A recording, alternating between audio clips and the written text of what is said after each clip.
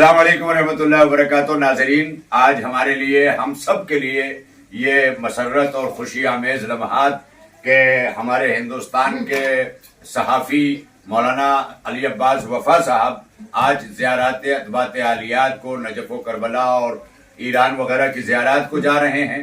اور ظاہر ہے کہ ایسے ماحول میں ہم سب کے لیے ایک مسرت کا لمحہ ہے. یہاں جمع ہوئے ہیں اور اسی کے ذریعے احباب کے مل بیٹھنے کا موقع جو آقا علیہ الصلوۃ والسلام کے ذریعے ملا.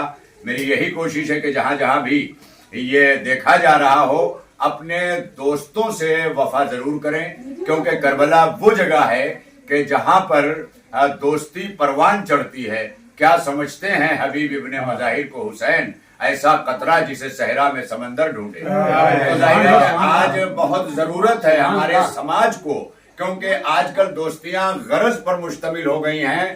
لہذا چاہیے کہ اس وقت دوستی کی تجدید کی جائے، جسے رینیول کہتے ہیں فرینڈشپ کو.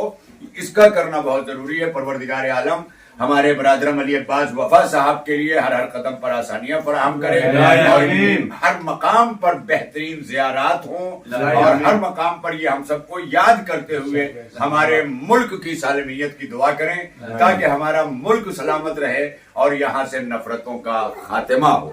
وآخر دعوانا الحمدللہ. الرحمن الرحیم.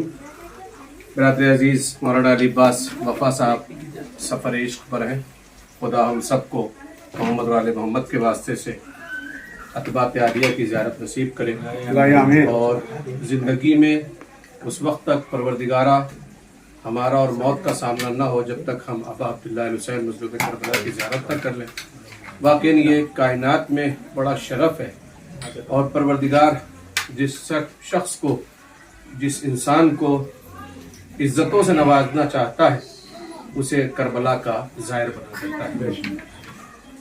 خوش نصیبی ہے برادر عزیز مولانا علی عباس وفا صاحب کی، جو ایک سماجی طور پر سوشل ایکٹیویٹیز میں ہم وقت منہمک ہوتے ہیں.